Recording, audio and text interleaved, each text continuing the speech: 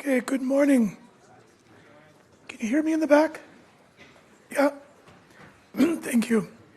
Okay, here we go. Lecture 2, ECE 408.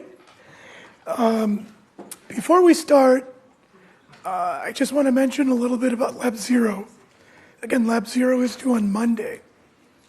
It is now fully available. Okay. The idea with Lab 0 is just, you've got to get the kinks out. You know, the kinks on your side, on our side. So it's really not programming per se, but installing Rye, submitting code, using Canvas. And by the way, we're not grading Lab 0. It's just sort of a check mark. So even if you don't finish it on Monday, it's okay. Don't panic. But again, there's Lab 1 coming, right in a week from tomorrow. So Lab 0 is really just to make sure that, okay, things are working. And if things aren't working, an opportunity for you to get in touch with a TA or somebody to work things out. Okay. So let me show you, before we go too far, how to start. Okay, so here's the course schedule. And on the course schedule, you can find Lab 0. And there's two links. There's the GitHub link where you can go look at the repo, clone the repo, where you'll get a copy of the source code that you're going to be using, and a bunch of instructions. In fact, if I go to the repo now, let me see if this works here. What you'll see is this thing. And the README file walks you through everything you need to do to get this to work. Okay. So really, Lab 0 is a matter of following these directions and then navigating any issues you might encounter. Okay, the point of it is what you're going to do is you're going to clone the repo, so you get the source code. You can modify the source code at that point. You're going to download Rye, R-A-I. You're going to install it on your local system. If you have Linux or Mac OS, super easy. The instructions are all right here. If you have Windows and you prefer to use Windows for whatever reason, it's a little more involved because you have to download a Linux virtual machine, but all those instructions are here. Okay? And then once you have Rye, what Rye is, you can go find out. There's a link. Check out the RAID introduction up there. But what Rye is essentially a way for you to take your code that you write on your system using whatever editor you want to use, and to submit your code to be compiled and executed on a GPU server, which could be anywhere. Actually, it's in the building across the quad. We have a 4 GPU system there. Your code, wherever you're executing your code, developing your code, will go to the server, execute, and the results will be made available to you. Okay. That's the idea. Makes sense? So you can start now. In addition to the coding piece of it, I think I mentioned this last time, all the labs that we do also have a little questionnaire. We call it a quiz. It's not really a quiz, but you do the lab, you submit the lab, and then you go to the quiz, which is on Canvas, and it's just 5 to 10 questions, just to test your understanding of what you did in the lab. Okay, now of course, sometimes you work with a friend and whatever, code is your own code, but the quiz is really there to see if, okay, did I really get the point of the lab? Okay, so it's just a way to verify and test that. And all of that, the code that you submit and the quiz, are your lab, and we grade those accordingly. Okay. Questions? Okay, so start soon. I don't anticipate that there's going to be too many kinks. Kinks could be on our side too, so, we're going to work this through. By the way, we've not done Lab 0 this way before. So it's the first time we're trying Lab 0, Lab 1, Lab 2, through RAI. So it'll be a testing process to make sure everything works. Okay? So be patient. Good? All right. And now's the time to ask if you have any questions.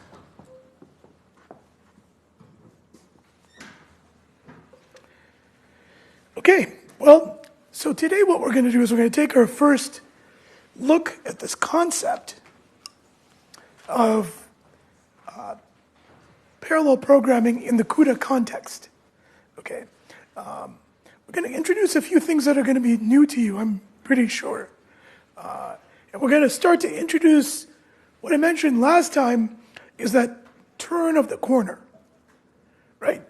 You all know how to code at this point, but we're going to turn a corner and we're going to look at coding slightly differently.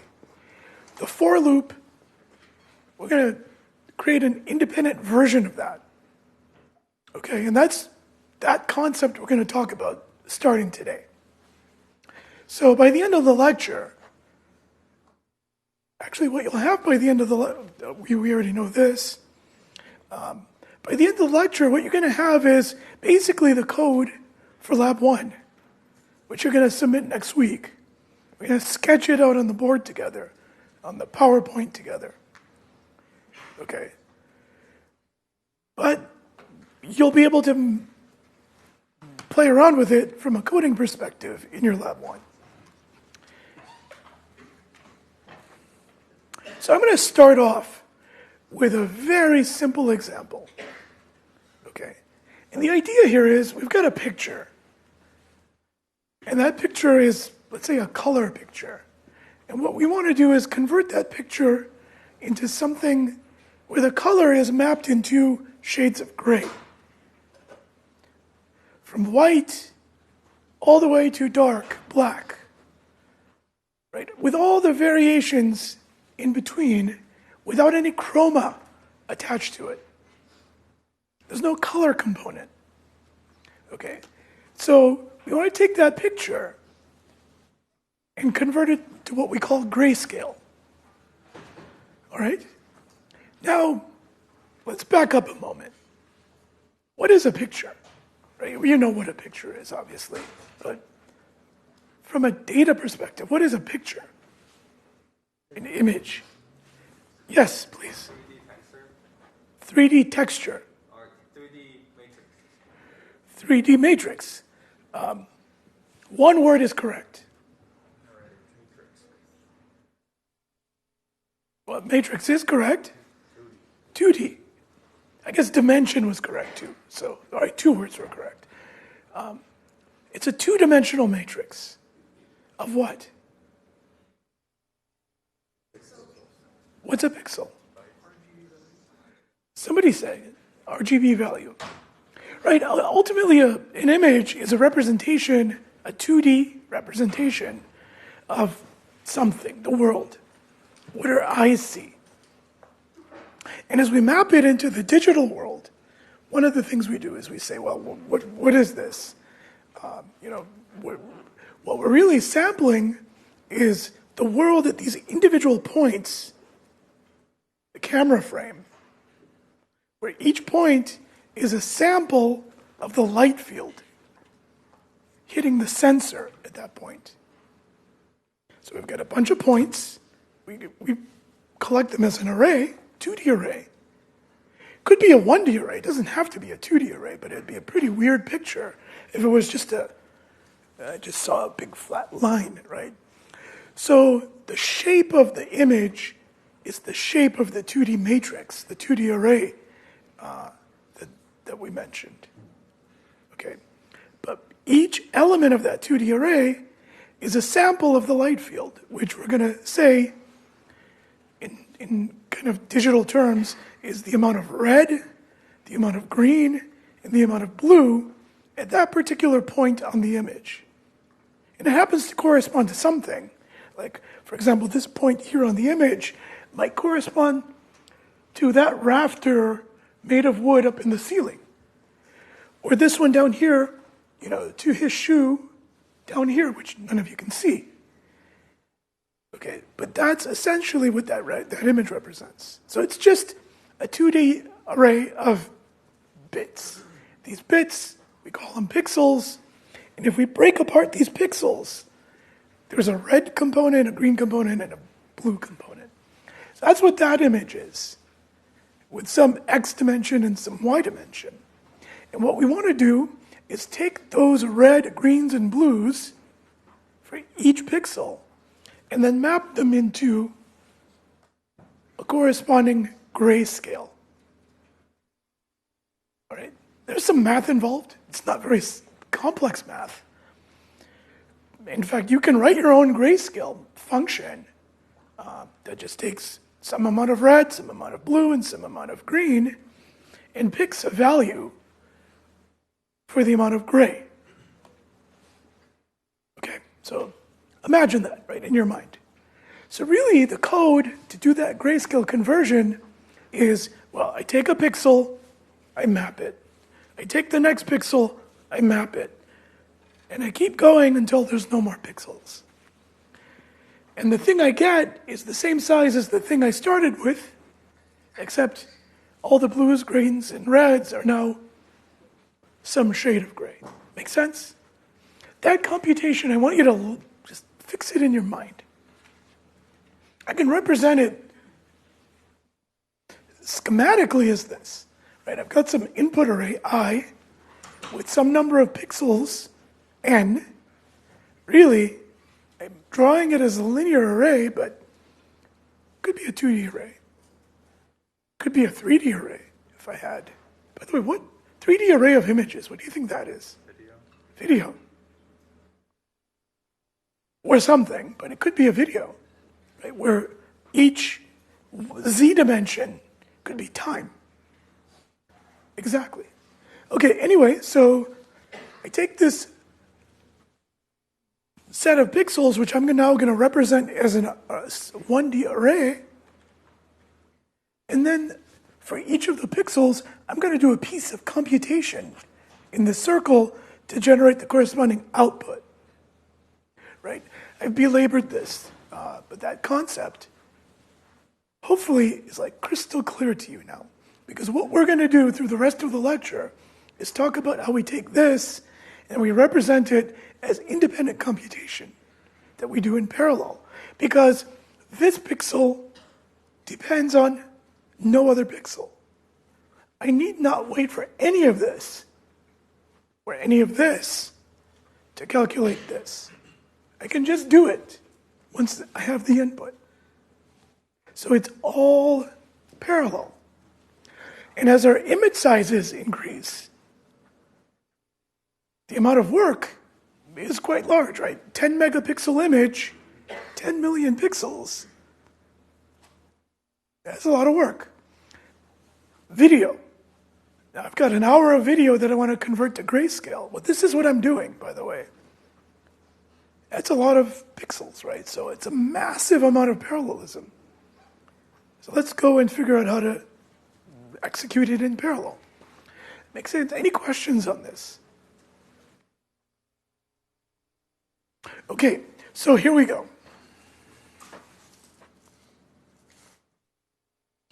So we're going to create an execution model for this.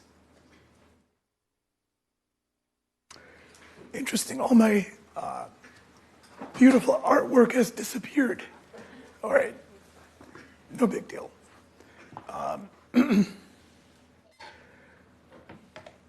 So there's a number of different ways we can think about this. And over the years, right, parallel computing has been around pretty much since the dawn of computing, digital computing.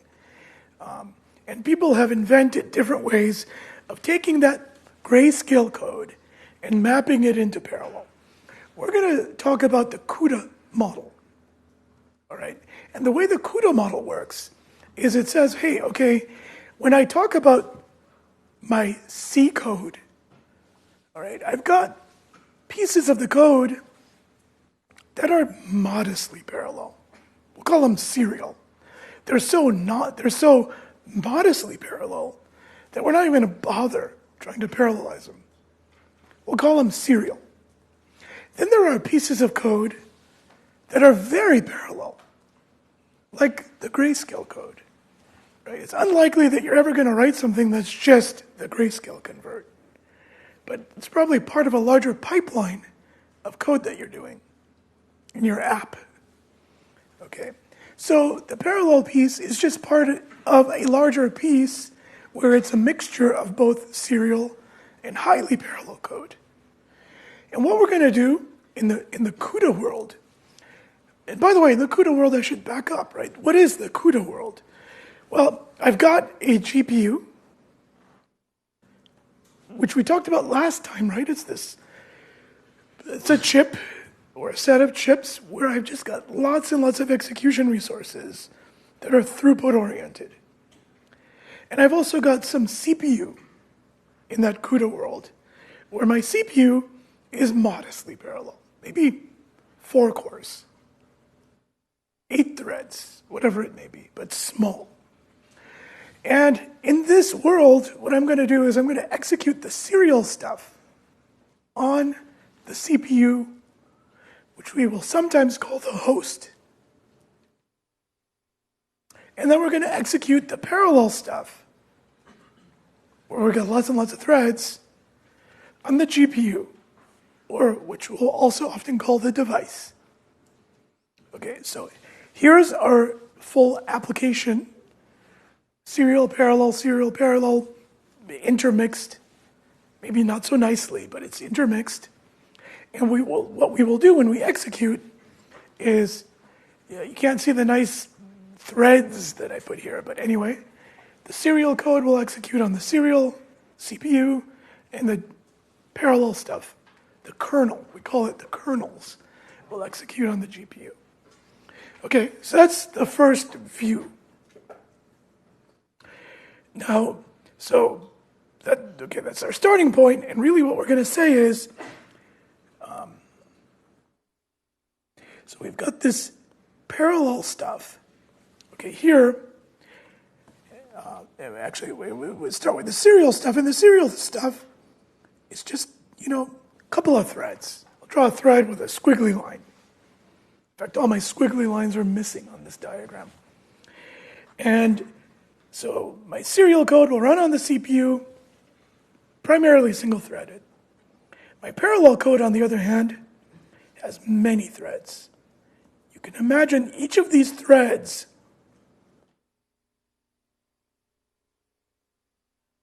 being a pixel in the image that we were converting to grayscale. So I take that pixel, I do some work on it, and then I'm done, and the thread is done. And when all the threads are done, this parallel kernel is done. And then we move on. Okay, so hopefully that view of the overall execution model is becoming clear. Okay, with that view, well, what is this parallel kernel? This parallel kernel is a collection of these threads. In fact, a huge collection. Hundreds of thousands, millions, hundreds of millions in some cases, threads. Okay, so let's talk about these threads.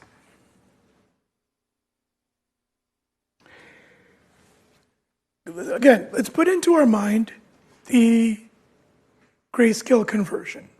For I start at 0, for I go to n-1. That's the set of all the pixels in the image, right? That's what we have. What we want to do is essentially take that for loop and express it in a way that it's parallel. Okay, so we're going to think about this kernel, that for loop, okay, that kernel. is an array of threads. And in the simplest form, it's just a linear array of threads. Thread 0 works on pixel 0. Thread 1 on pixel 1. Thread 2, thread 3, thread 4, thread n minus 1. Right? That's the simple, right out of the box way of thinking about this. But what does each thread do? In this case, what code will the thread execute? Sorry? The grayscale code. In fact, all the code will be the same.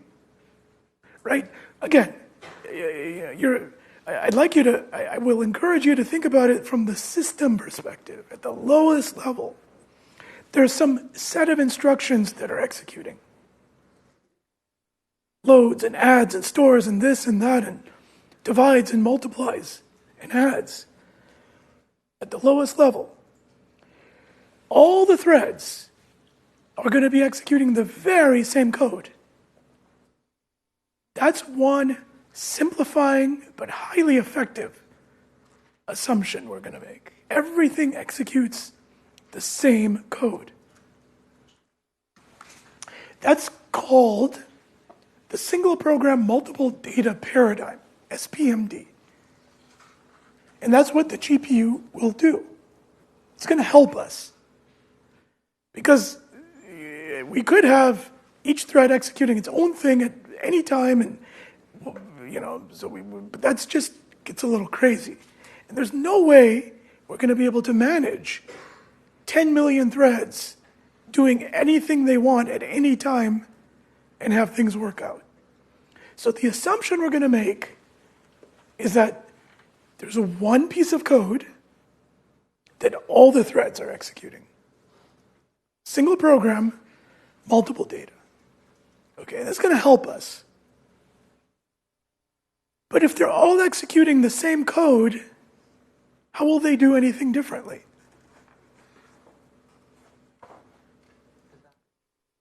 Somebody raise your hand. Yes, please.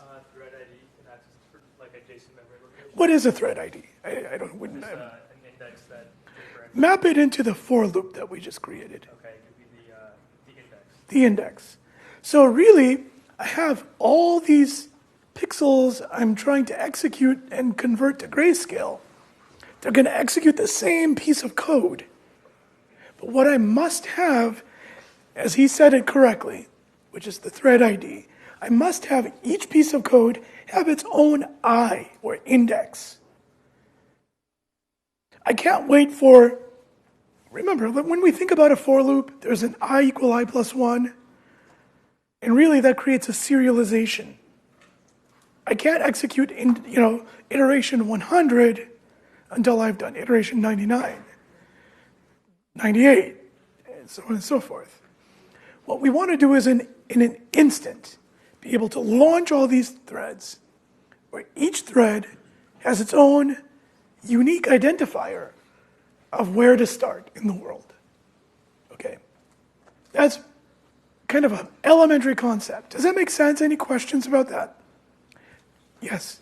How do you map the pixel array to the index of the thread? Beautiful question. So she asked, how do we map the index of the thread to the pixel of the underlying algorithm? There will be 3 or 4 more slides on that. That's where it gets a little complicated, and we'll get there. It's a nice question. Was there another question? Okay, so let's talk about that mapping now. Okay, so in concrete terms, this thing in red here, thread index.x, all right? You're going to become very familiar with that concept because every piece of Cuda code you will write will have that. And that is the thread index that you referred to. It's I. So what we'll do is we'll just read what that is. Okay, there it is. There's I. Okay, I'm just going to do that.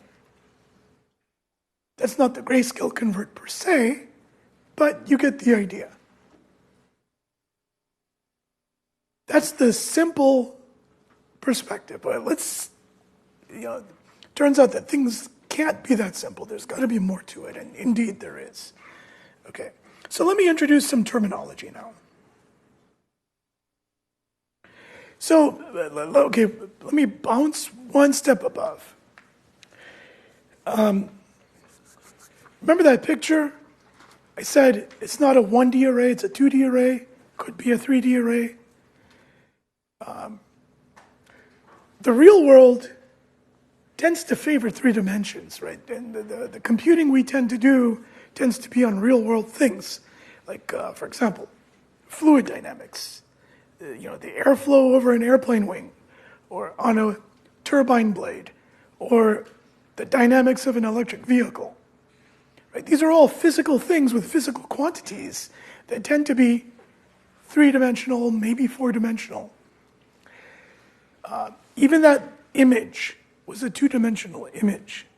So in the Cuda world, we've got these threads way, way, way, way down here. Okay, and we're going to get to that.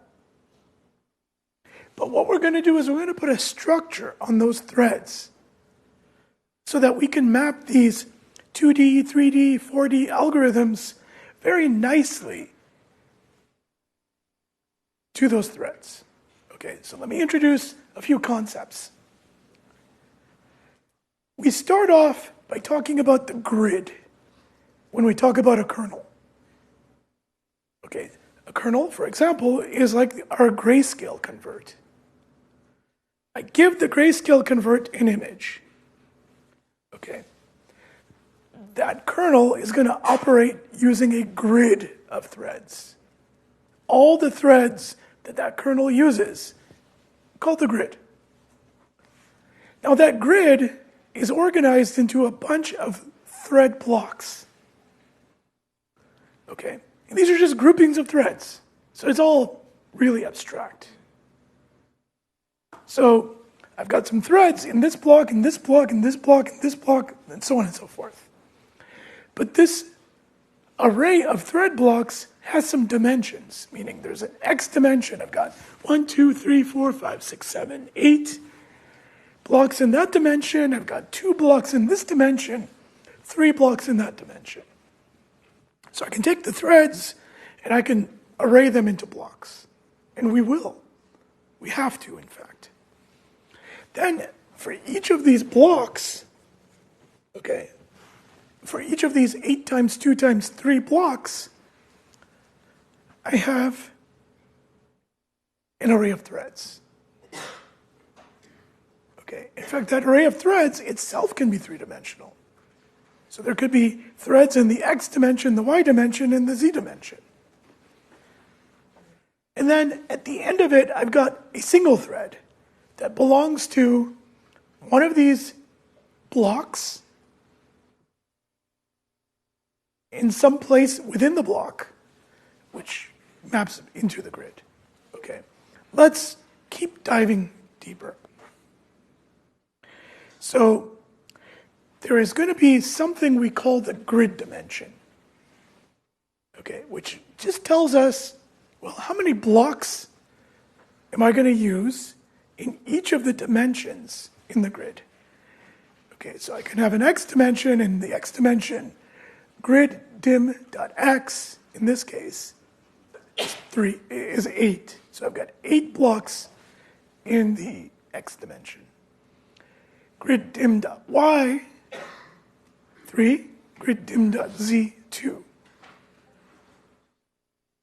Okay, so that's just how we've drawn the XYZ dimensions here. So we'll show you an example of how all this comes together. So hang on. Now sometimes, and in fact, for most of our initial examples, we're not going to have all 3 dimensions. We might only have 1 dimension or 2 dimensions. In fact, many of our examples are going to be 2-dimensional in this case.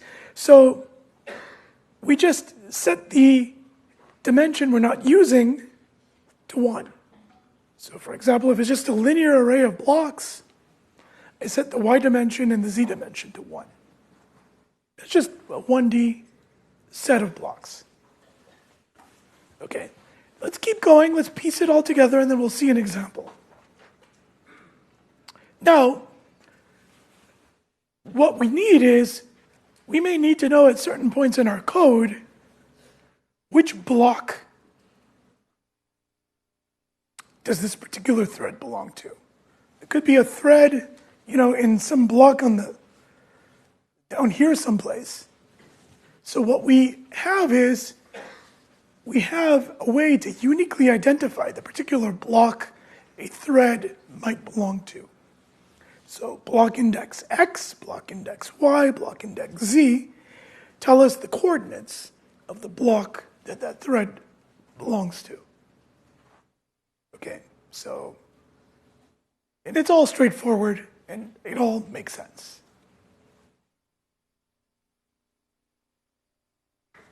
Okay, so with that in mind, let's talk about an individual block.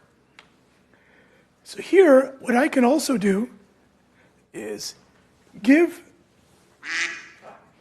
sorry about that. I don't know why I get,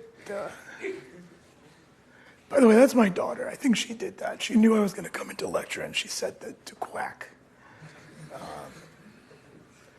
All right.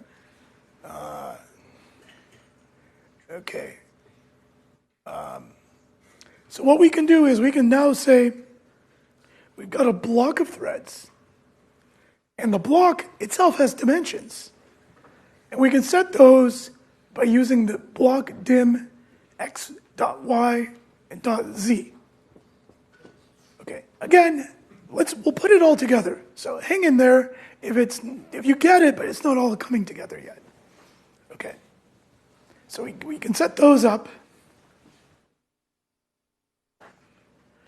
And then what that does is for any thread, right? So a thread within this block belongs to one of the dimensions. So it could be, each of these yellow cubes, by the way, is a thread. So in this case, each block has how many threads? 5 times 4 times 3. So 60 threads within this block.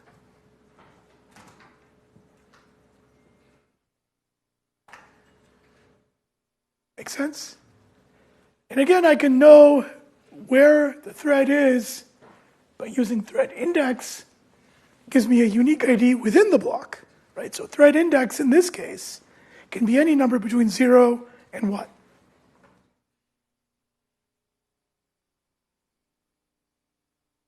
So thread index is a unique number, but between 0 and what? Let's see if we're all tracking.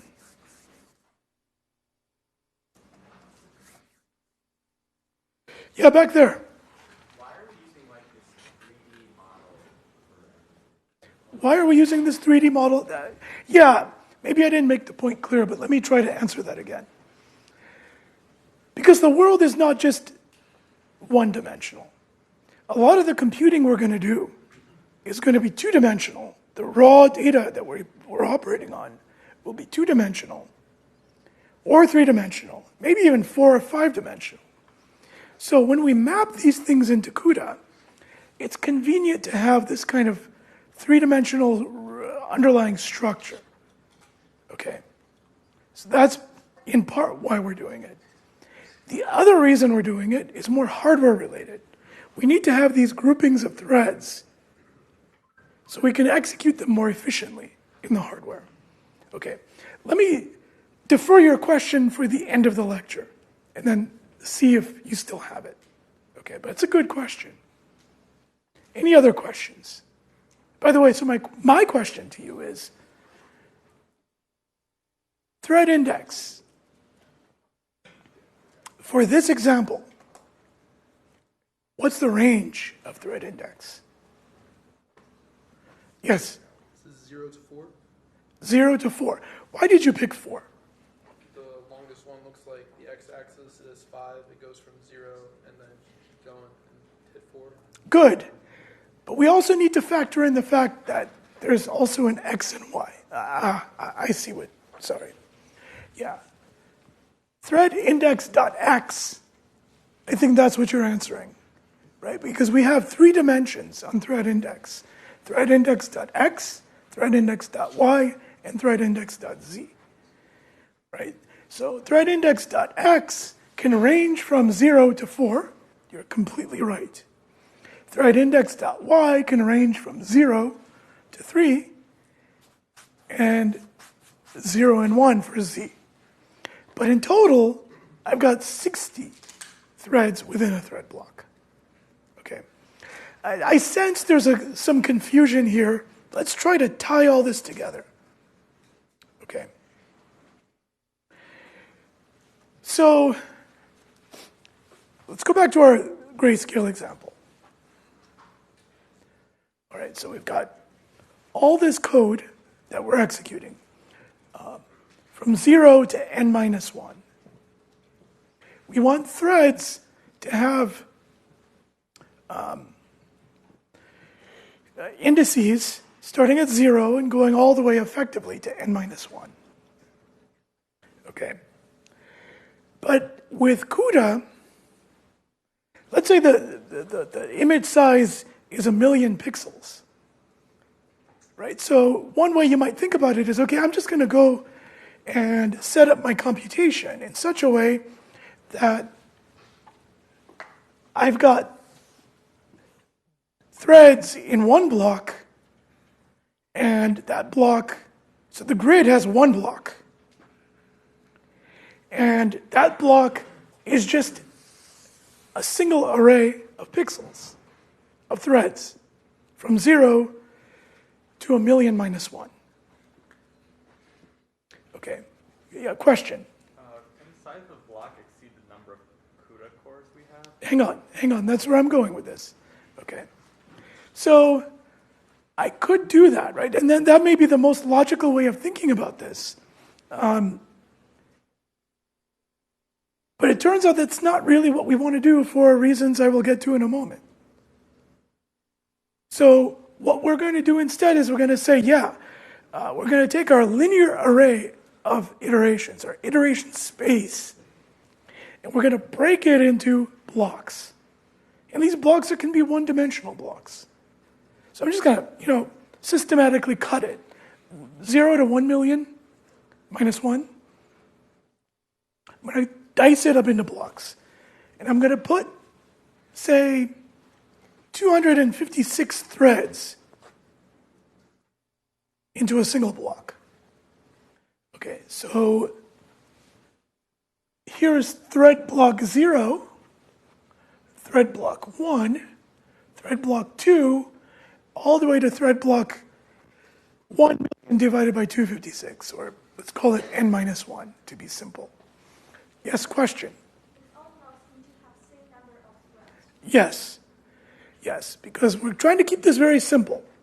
So we're going to keep the number of the block dimensions to be uniform. Okay, that's what I'm saying. It's the block dimensions apply to every block in the grid. Yes. Are there any rules for like the size of a thread block? Yes. Okay, there's going to be a lot of constraints. In fact, one of our optimization points is how many threads, and what is the geometry of the thread block. That's going to be part of what you will do when you do your programming assignments. Yes? So all these dimensions are not baked into the physical hardware? No. It's all programmable? It's all programmable. So how does that work with the physical hardware's actual dimensions? So now the physical hardware will put some limits. It will say, well, you can only have this many threads in a thread block, an upper limit. Okay. But depending on what you're doing within the thread, so whatever's happening in here may put some constraints that further limit the number of threads you can put in a thread block. And then there's going to be performance constraints, meaning if I put too many threads in the thread block, the thread block performs really poorly. So I've got to find an optimal point with the number of threads I actually put in the thread block.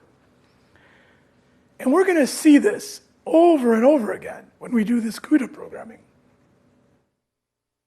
A lot of what we do with Cuda programming, or parallel programming in general, is finding these points of optimal performance based on this kind of sizing. Okay. But before we get too far ahead of ourselves, let's make sure we're all on the same page. All the pixels, I decide to chunk them into blocks, and the blocks are effectively doing the exact same thing, except on different indices. Let's look at this computation. I still need to recreate I. Remember in our original for loop for I equal 1 to number of pixels? Well, I still need to know which I I'm operating on. And let's take a look at this computation here. Block index x times block dimension x plus thread ID x. That form of mapping something into a linearized array, right? Because remember, for I equal 1 to n, it's just a linear sequence. Block index and block dimension and thread index are in these 1, 2, 3 dimensional forms. So I have to convert that into its linear form. This computation, you need to get really familiar with it and comfortable with it, because it's going to happen over and over again in various forms, right? So really what I'm doing is taking the block dimension,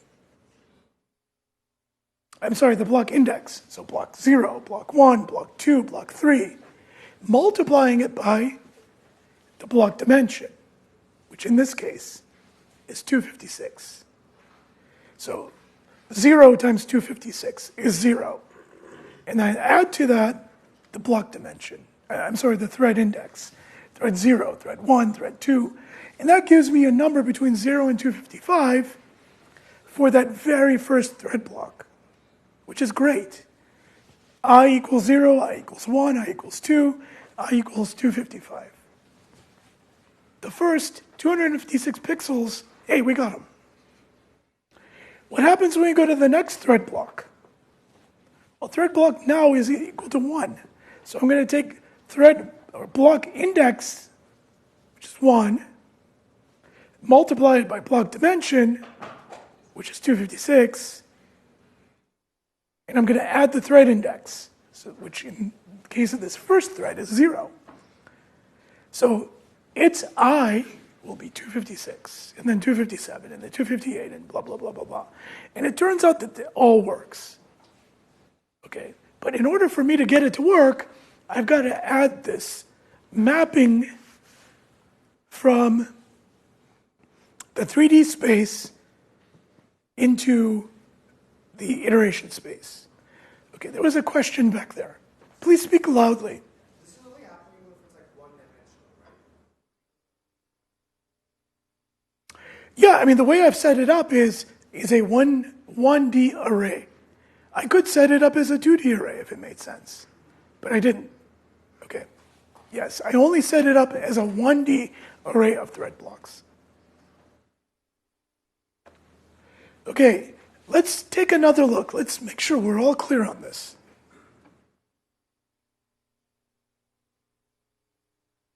I think we don't need to go through this slide. It's just another form of what we've already discussed. But I want to make it clear. Again, somebody asked a question. Why are we doing this in 3 dimensions? Why add all this complexity? Why not just keep it super simple? One reason is when we're processing things with images or some kind of vectors or matrices or tensors, like we will do with machine learning, or solving things in the physical world, which have 3 dimensions most of the time. Using this structure of 2, 3-dimensional blocks and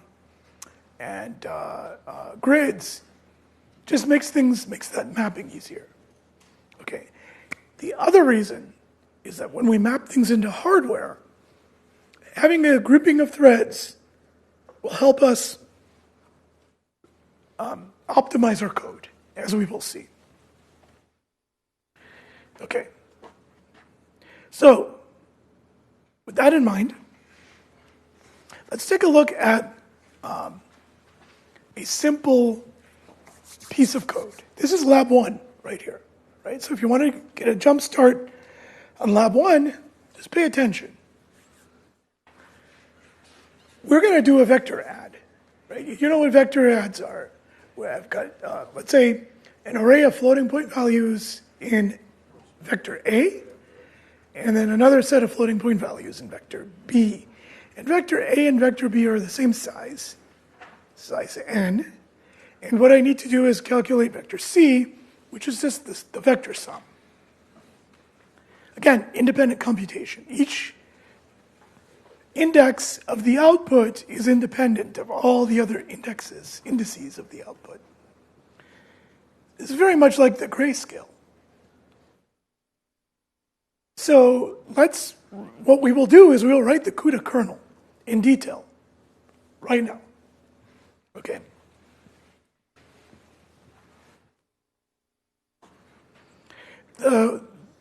Just to kind of level set us, the C++ version of this looks like this. Right? We'll start with the main here. I have to allocate A underscore age and B underscore age and C underscore age. That's just A, B, and C. Okay, then I'll probably read or somehow get A underscore age, populate it with real values, B underscore age, same thing. All right, so I've got them, so that happens up here. And now what I'll do is I'll call vector add with A and B, and vector add itself will fill in C. And of course, with C, I need to explicitly provide the size of the array. So I will provide the size of the array here. I go to my vector add. Notice I put everything in array notation. In pointer notation. We're going to flip between pointers and arrays frequently with Cuda. So you're going to have to be comfortable with that. So it's float star A, float star B, float star C. Those are just pointers to the array A, B, and C. And there's the code. Right? The code is super simple, and I didn't even need to say it, and I'm sure all of you would have been able to write it. Right? That's what it is. Any questions on this? It's okay if you have a question. You might as well ask it. Yes? So what are like the underscore ages represented in each of these? Yeah, so it's just the variable names we just gave it. But the reason we put it here is to designate that they are on the CPU. They're called host variables. Okay? They're just variable names. Those are optional. I don't have to, they don't mean anything. Okay? So A underscore H is actually an allocated array on the CPU. And I'll get to why we need to make that distinction in a moment. Okay. Yes? Code won't compile. Okay. We'll figure it out later. Yeah, well, by the way, why not? No, you don't declare eyes in anything. Really? You're going to ding me on that? The reason, yeah, you're right. I should just put an int I. Okay, none of my code will compile. I'm just going to give you the disclaimer now. Okay? It will not compile. I'm not going to claim it's going to compile. I luckily do not have to take the exams in this course. Right. Okay. Okay, so now let's talk about the Cuda version of this. Okay, so how are we going to manage the Cuda version of this? So the first thing we're going to do, remember I gave you that paradigm? I've got host code, I've got device code. The serial stuff executes on the host, the parallel stuff executes on the GPU, the device. So what we're going to say, by the way, now it's going to start to,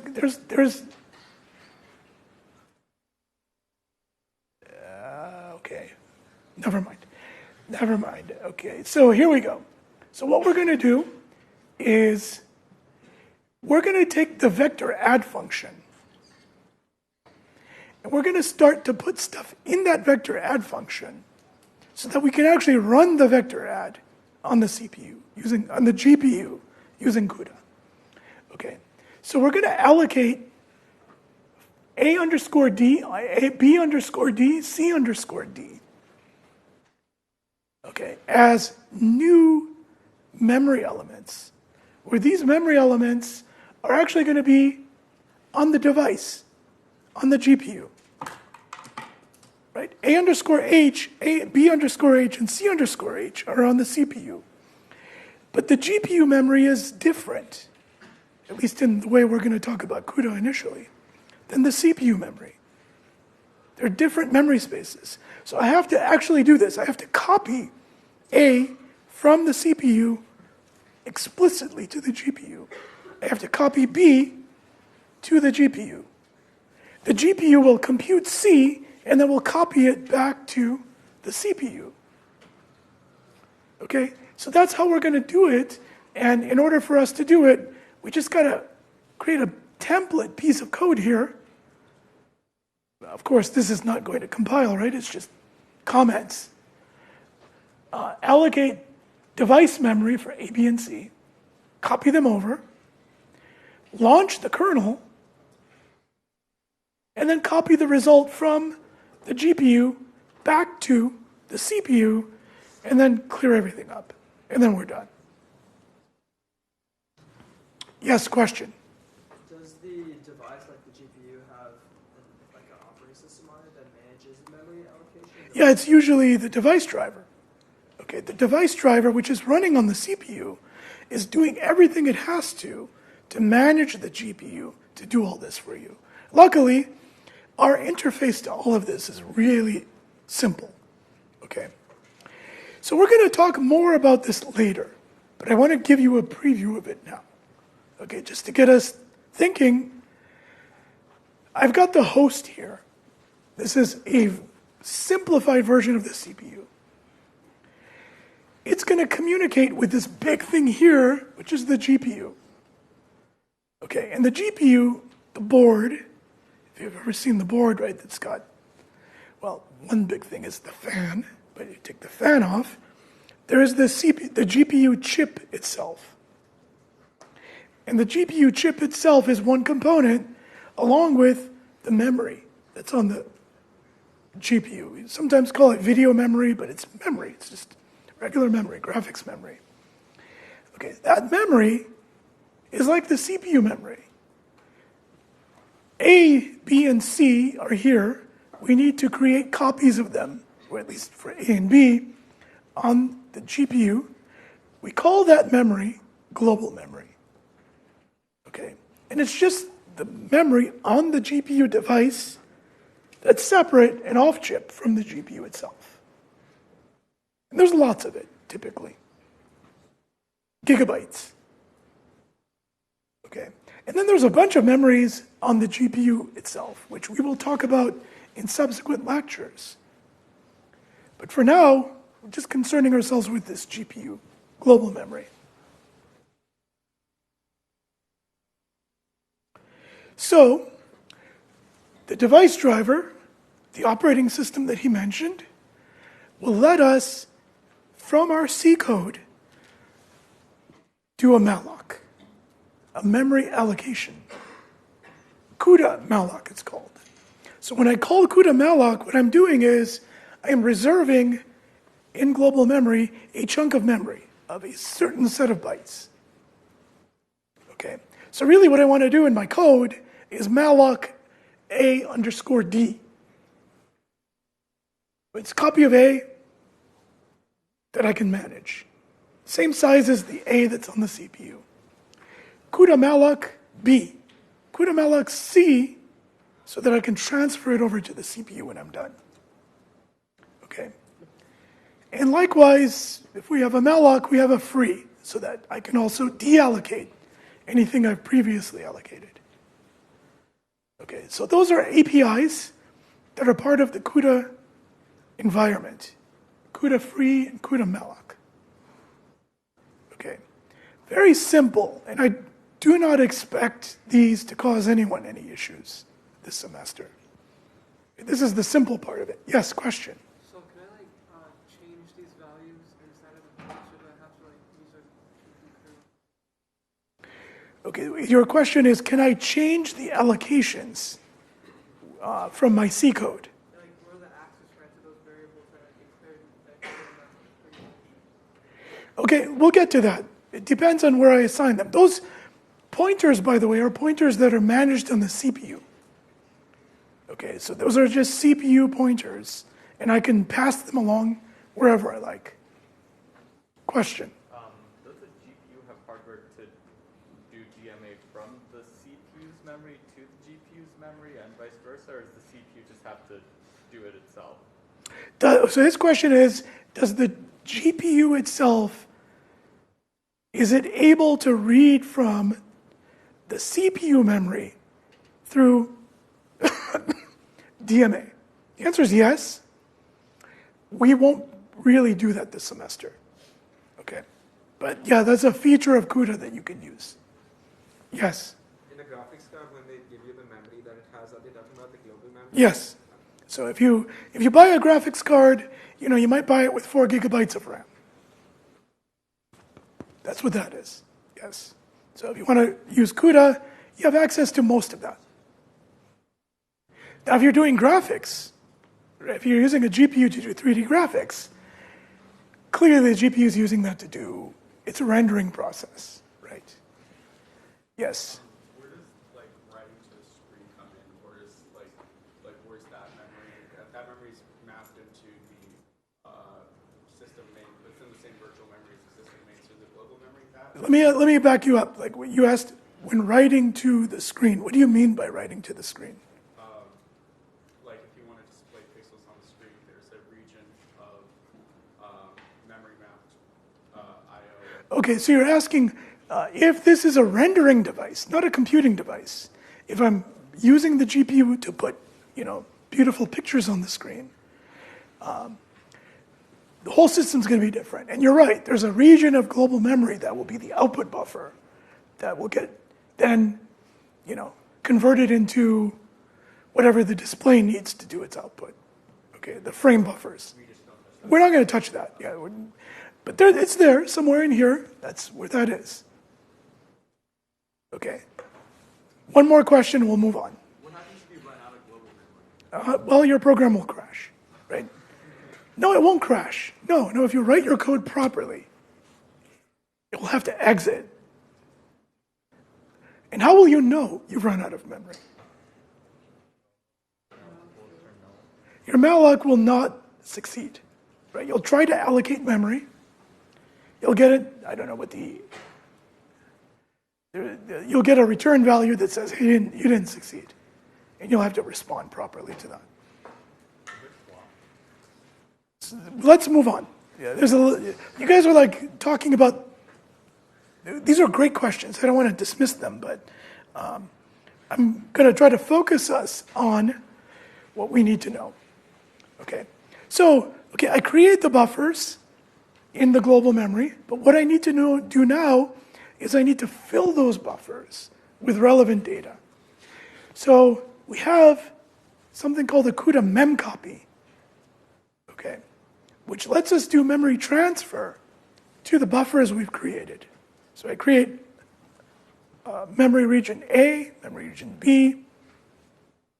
I want to fill them with the original values of A and B that are now on the host itself, on the CPU. Cuda memcopy. And 4 parameters and very flexible. You'll see examples of this in the code we're going to provide you. Okay, so I'll just point out the API and you can figure out the rest of it. But the point is really simple. Copy data from the CPU to the GPU global memory, or copy data from the GPU back to the CPU memory. Okay.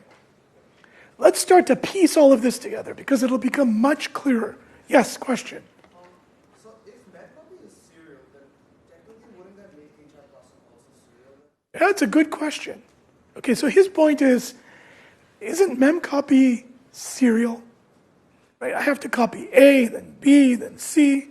I mean, it could be parallel. I could do it in blocks. But ultimately, there's a set of pins, signals that I can only transfer N of, right? So it becomes a bottleneck. But it turns out that if we do things correctly, it's not the thing that's limiting our performance. Okay. We'll see how that's the case. Okay, so let's take that template piece of code and let's start to populate it with these things we just learned about. So let's look at A, okay, or part 1. I guess I could do this. Right, so I've got this chunk right here, where what we have is we've got the Cuda malloc to create A underscore D. Right, so I do it that way. Then I create, subsequently also create B underscore D. But after I create A, what I'm going to do is I'm going to use the Cuda memcopy to copy the A underscore, to copy A, which is on the device, into the GPU. And then I'll copy B to the GPU. And then I'm going to create a buffer for C on the GPU. Then I'm going to do step 2, which is to actually launch the kernel that will execute on the GPU. That's really what we've all been waiting for here. And then once that kernel is done, third step is to copy the result from the GPU to the CPU, and then free everything up. Okay. This template piece of code right here, anytime we do a CUDA kernel, we're going to tend to follow this. Create the buffers, copy the data, launch the kernel, copy the result, and clean up. Now hopefully, by the way, this is all executing on the CPU. Let's keep that in mind. So it's all very serial. This is all serial code. Okay. And if I were doing this on the CPU, this chunk right here would have taken me the longest amount of time, right? The copying and the memory allocation takes microseconds, let's say. This could take days, ideally, but long time. That's why we want to do this in parallel. Let's talk about how we do that in parallel. But before we do that, any questions on the items 1 and 3? Yes? When you malloc over there, is that a double pointer reference? And if so, what's the motivation behind it? Yeah, I was afraid somebody would ask that. It's a bit of a digression. And the reason is that ultimately, I think Cuda malloc needs the option of modifying the pointer. Well, no. The casting is star. Well, because it's a pointer to a pointer, that's why. Okay. A underscore D itself is a pointer, and I'm providing its address, which is a pointer to a pointer. Which can be modified. Okay. All right. Yes? I think you touched on this before, but just to confirm, like this is all running on the CPU, so they're all in the same virtual memory space. Yeah. Like both the device memory. No. In fact, that's a good distinction. This is all running on the CPU. This is all C++ code running on the host. Okay. When we execute 2, we're going to initiate a kind of a remote procedure call to the CPU, to the GPU, that's going to execute something, which we will talk about in a moment. It's going to execute the kernel, where all the stuff I copied over will be the input to that kernel. So it's a separate address space. This is the GPU address space. Okay, let's keep going. We'll draw a clearer picture once we get there. Let me move on. Okay, so example. And this is the kernel. In fact, the kernel will be obvious to you. So the first thing we need to do, in fact, let me just point this out to you right on the slide, is this modifier, underscore, underscore, global, underscore, underscore, tells the system, the compiler, that, hey, what's to follow is actually GPU code that will run on the GPU. Okay.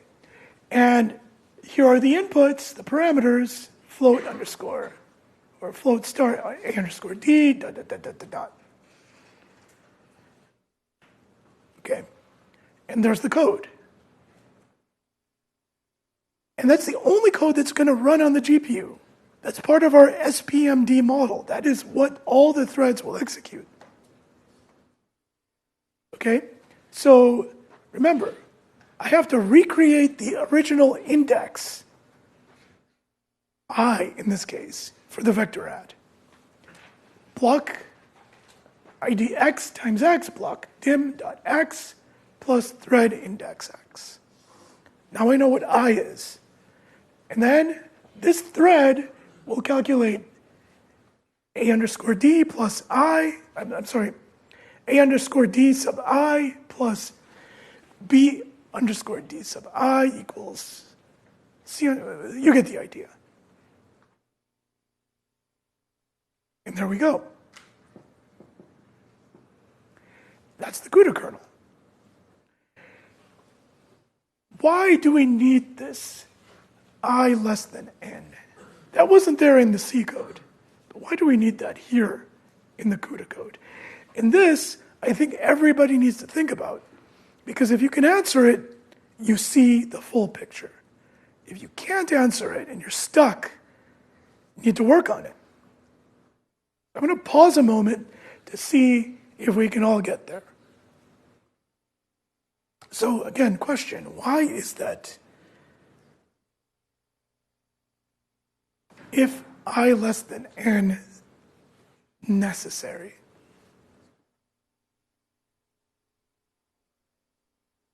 Okay, someone raise your hand. Let's pick someone who hasn't spoken up before. Yeah. Because your number of threads isn't going to necessarily map to the number of block, or the total size of the blocks. Exactly. But explain why. So his point is the number of threads may not map cleanly into the number of blocks. And the answer is yes, that's exactly right. But why not?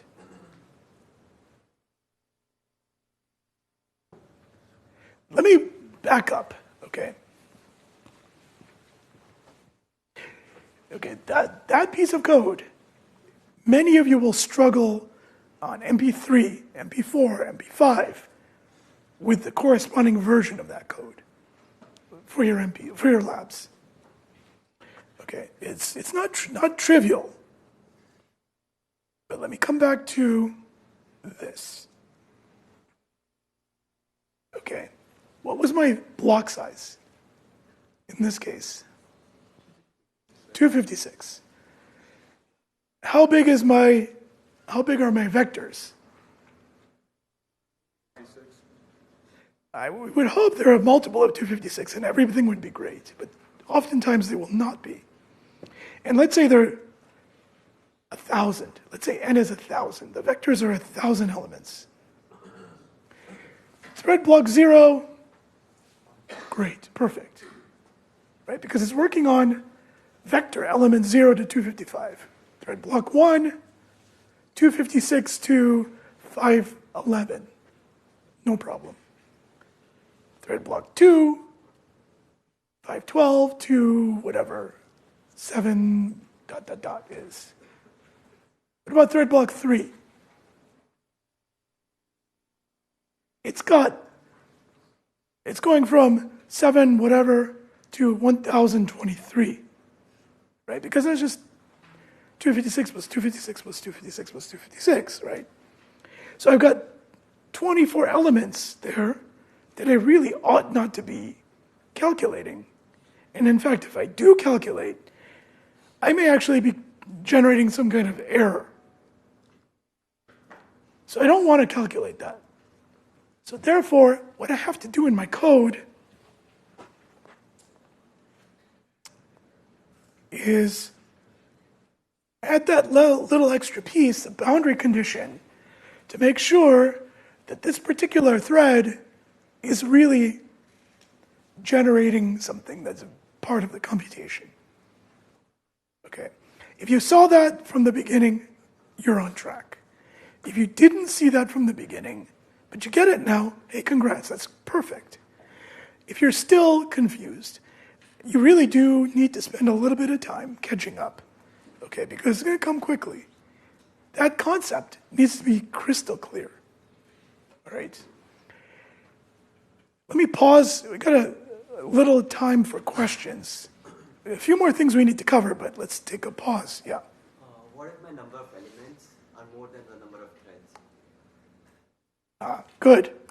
Good. Okay.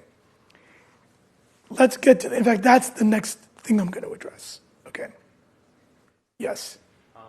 Since the actual memory architecture of GPU is a lot less complicated than CPU, do things like seg faults still exist, or will it just compute random garbage? Okay. So he's asking, is there are there protections and privileges and operating system running on the GPU that's going to, say, generate a seg fault? No. No, there's no protection, at least in our view of Cuda today. There's no protection. There's only one thing running on the GPU at the time, which is your code, right? It's attached to your virtual process on the CPU. One more question, yes? I know that you can only run one kernel at a time,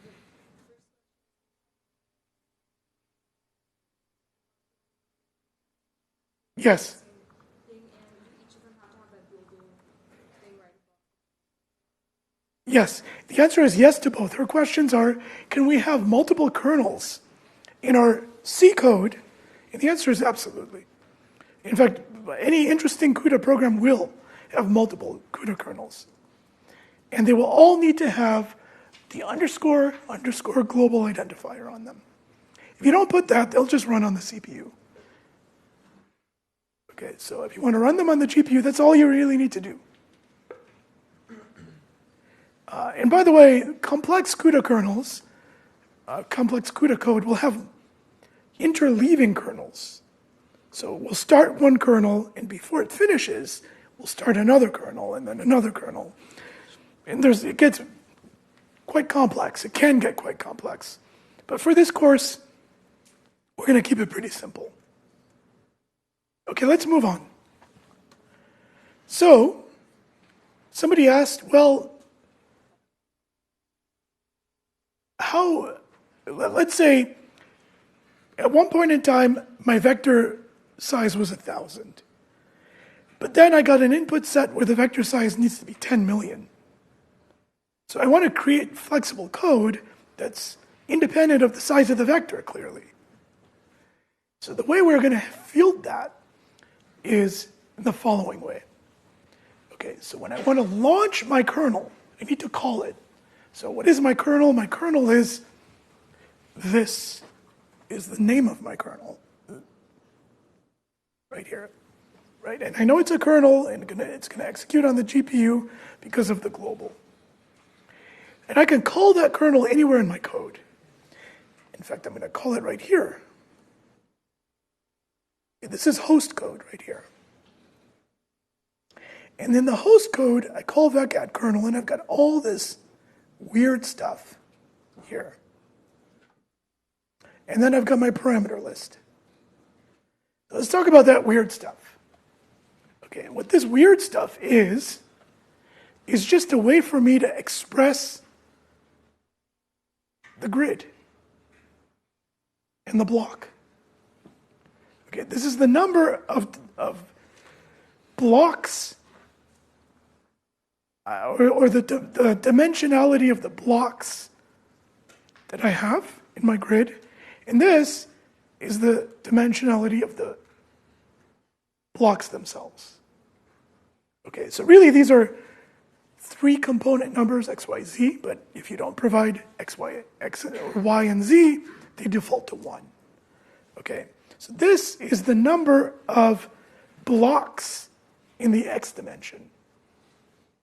So really what I'm saying is, whatever n is, so n could be 1,000,000, or n could be 5, or n could be any number. I divide it by 256 because that is what my block dimension is. And I take the ceiling because I want to make sure I don't miss anything, right? If I took the floor, or if I don't do anything and I truncate, well, then I might have some elements that I don't compute on. So I take the ceiling to make sure I've got everything. And that's what I express as the first parameter in what we call the execution configuration for the kernel. Okay. And then that's just the number of threads in the block right here. Okay, let me just finish one thing and then we can take a few questions. So generally speaking, kind of a better way to do this is to use the type dim3. Okay, it's a type that's included when you include Cuda. And dim3 it's just a type with 3 components, x, y, and z. So I'm going to take dim grid, which is a variable I'll create, and I will say the x dimension is n over 256, y dimension is 1, and z dimension is 1. So it's just a linear arrangement of blocks. And the blocks themselves are 256 threads by 1 by 1. Okay, so when I call the vecad kernel, I'm just passing along dim grid and dim block, and it's just easier to see it that way. Okay. And there we go. That is a complete Cuda kernel right here, which, I removed all the memcopy stuff just to keep it quite clear.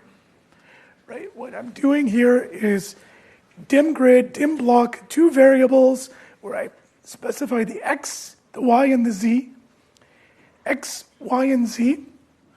And when I launch the kernel, I provide dim grid and dim block within these brackets here, which tells Cuda, okay, that's the geometry of the grid. Here's the parameters. Now go. That triggers the GPU to do its thing. Does its thing, and when it finishes, what will I do? So when the kernel finishes, what do? I do the memcopy of the results because I know they're done at that point. Okay, and then what you can see through the rest of the code is how these things, the dim grid and the dim block, map into components C, D, and E so that I can create I. Okay. Okay, any questions? This is it for today. Yeah, one question here. I think I missed it, but what was the reason for defining the number of threads in the block to be 256? Is that related to the number of... Very good question. So she's asking specifically, why did we pick 256 to be the number of threads in the block? That question is a very complex question based on the problem we're trying to solve, the resources on the chip, and we're going to get to that extensively. For now, just say we picked it, okay? Okay, we can take questions outside. Thank you.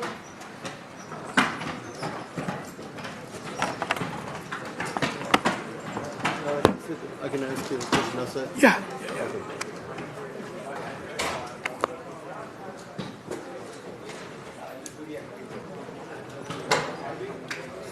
Professor, so we do I smaller than n. It's basically to just accommodate for the last element, right? So we just don't keep counting not necessary stuff. Right?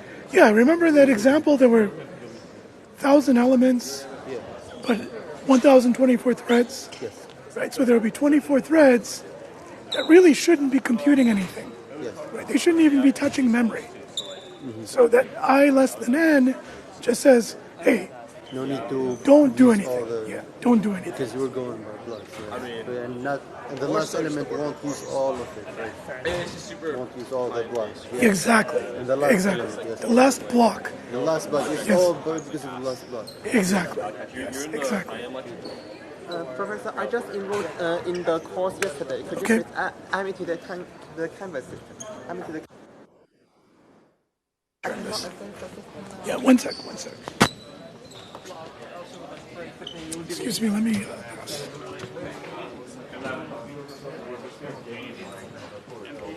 So, let's see.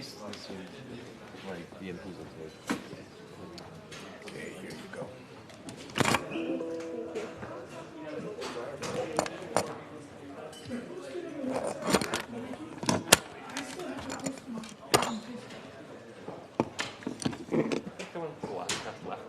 Oh, maybe you should go over here. Yeah. Maybe just behind the chair. All right, Yeah, sure. thank you.